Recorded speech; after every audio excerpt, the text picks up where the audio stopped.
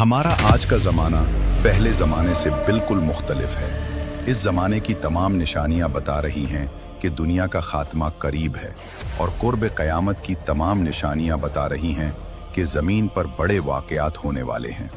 आज हम जो फितने और दुनिया में होने वाला जुल्म देखते हैं वो क़यामत की बड़ी निशानियों का एक यकीनी इशारा है।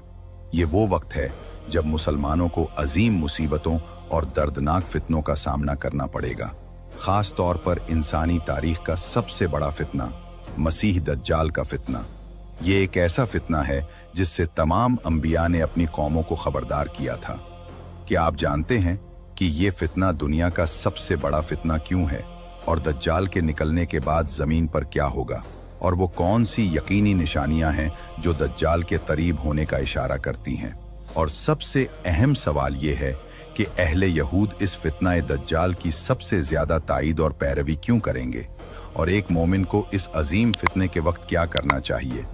यही सब हम अपनी आज की इस वीडियो में जानेंगे।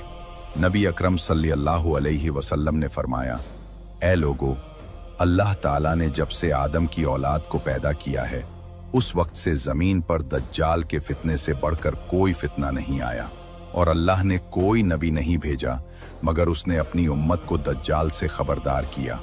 और मैं आखिरी नबी हूँ और तुम आखिरी उम्मत हो, और वो यकीनन तुम में निकलेगा। अगर वो मेरे रहते हुए निकला तो मैं हर मुसलमान की तरफ से उसका मुकाबला करूँगा, और अगर मेरे बाद निकला तो हर शख्स खुद अपना वकील होगा। प्यारे दोस्तों, ये बात वाज़े और सीधी है और इसे तशरीह की ज़रूरत नहीं है। बेशक इस ज़मीन पर दज्जाल के फितने से बढ़कर कोई फितना नहीं है। दज्जाल ज़मीन पर सबसे बदतरीन मखलूक है और अल्लाह ने उसे आजमाइश के लिए मौजज़ात और माफ़ौक़ुल फितरत चीज़ें दी हैं।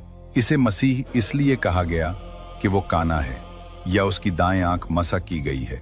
एक और रिवायत के मुताबिक इसे मसीह इसलिए कहा गया कि वो तमाम ज़मीन को मसा करेगा और कोई जगह ऐसी नहीं होगी जहां वो दाखिल ना हो सके, सिवाय मक्का, मदीना, मस्जिद अक्सा और मस्जिद तूर के।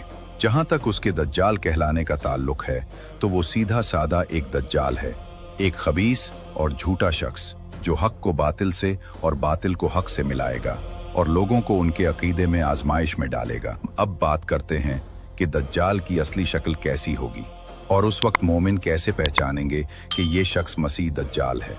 इस बारे में रसूलुल्लाह सल्लल्लाहु अलैहि वसल्लम ने हमें उसका वस्फ बताया कि वो दाएं आंख से काना होगा और उसकी आंख ऐसी होगी जैसे कोई पचका हुआ अंगूर हो। उसकी आंख आम तौर पर सब्ज होगी जैसे शीशा, और उसकी दोनों आंखों के दरमियान का फर काफिर लिखा होगा जिसे हर मोमिन शख्स पढ़ लेगा, चाहे वो पढ़ना लिखना जानता हो या न जानता हो। काना दज्जाल एक सुर्ख रंगत का जवान होगा। उसके बाल घंघरियाले होंगे जैसे दरख्त की शाखें। वो छोटा कद का होगा लेकिन उसका जिस्म बहुत बड़ा होगा। रसूलुल्लाह सल्लल्लाहु अलैहि वसल्लम ने उसका वस्फ बयान किया कि वो अफहज होगा, यानी उसकी टांगें बहुत चौड़ी होंगी और उसकी कमर में खम होगा। वो एक अजीम गधे पर सवार होकर निकलेगा जिसके दोनों कानों के दरमियान का फासला 40 हाथ होगा। वो इतना तेज रफ्तार होगा कि पूरी जमीन का 40 दिन में चक्कर लगाएगा। उस वक्त एक पूछने वाले ने पूछा, ए अल्लाह के रसूल, इसकी जमीन पर क्या रफ्तार होगी? तो रसूलुल्लाह ने फरमाया, इस बारिश की तरह जिसे हुआ पीछे ले जाए। आत करते हैं कि मूदे मसीह दज्जाल के निकलने के वक्त दुनिया कैसी होगी और क्या उसके निकलने से पहले कोई निशानियां होंगी। प्यारे दोस्तों, ये बात साबित और मारूफ है कि दज्जाल इस वक्त निकलेगा जब इमाम मेहदी मुसलमानों के रहनुमा होंगे, लेकिन हमारे रसूल ने पहले ही बहुत सी निशानियों का जिक्र किया है।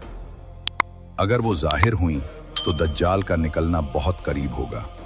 उन्होंने फरमाया, दज्जाल के निकलने से पहले चंद साल धोखे और फरेब के साल होंगे जिसमें सच्चे को झूठा और झूठे को सच्चा समझा जाएगा और अमानतदार को खाइन और खाइन को अमानतदार समझा जाएगा, और उसमें रोइब्जा बोलेगा।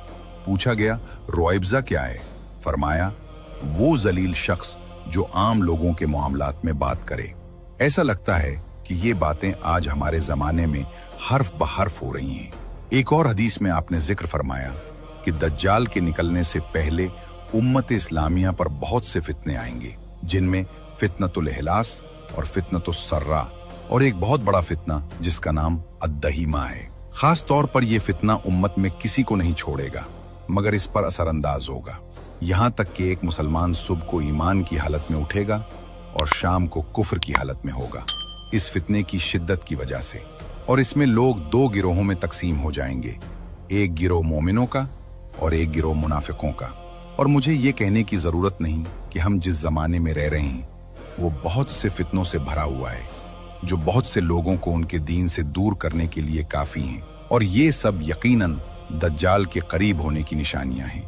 लेकिन सबसे अहम निशानी जो हमारे रसूल ने दज्जाल के करीब होने के बारे में बताई वो इमाम मोहम्मद बिन अब्दुल्ला मेहदी यानी मेहदी मुंतज़िर के ज़माने में होगी। उस वक्त ज़मीन इंसाफ से भर जाएगी जबकि वो फितनों और जुल्म से भरी हुई थी। लेकिन दज्जाल के निकलने से ठीक 3 साल पहले लोगों पर एक अजीम आजमाइश आएगी और वो शदीद भूख में मुब्तला होंगे। उनमें से पहले साल अल्लाह आसमान को अपने 1/3 बारिश को रोकने का हुक्म देगा और ज़मीन को भी अपने 1/3 पैदावार को रोकने का हुक्म देगा। दूसरे साल आसमान अपनी 2/3 बारिश को रोक देगा और ज़मीन अपनी 2/3 पैदावार को रोक देगी। और तीसरे और आखिरी साल आसमान अपनी तमाम बारिश को रोक देगा, यहाँ तक कि एक कतरा भी नहीं बरसेगा और इसी तरह ज़मीन भी कुछ नहीं उगाएगी। उस वक्त सहाबा ने पूछा, ए अल्लाह के रसूल, इस वक्त लोग कैसे जिंदा रहेंगे? तो आपने फरमाया, तहलील, ला इलाहा इल्लल्लाह, तकबीर, अल्लाहु अकबर और तहमीद, अल्हम्दुलिल्लाह तुम्हारे लिए खाने का काम देंगे। यानी सादा अल्फाज में ला इलाहा इल्लल्लाह, अल्लाहु अकबर और अल्हम्दुलिल्लाह कहना ही मोमिनों को काफ़ी होगा। और इन 3 सालों के बाद दज्जाल निकलेगा। और आखिरी और सबसे अहम निशानी जो हमारे रसूल ने दज्जाल के निकलने से पहले बताई वो ये कि उस वक्त के मुसलमान कुस्तंतनिया शहर को फतह करेंगे और रोमियों को शिकस्त देंगे। और जो नहीं जानते उनको बता दें कि कुस्तंतनिया आज का इस्तांबुल है।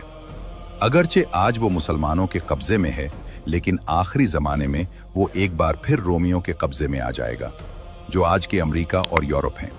लेकिन फिर वो इमाम मेहदी के ज़माने में मुसलमानों के हाथों दोबारा फतह होगा।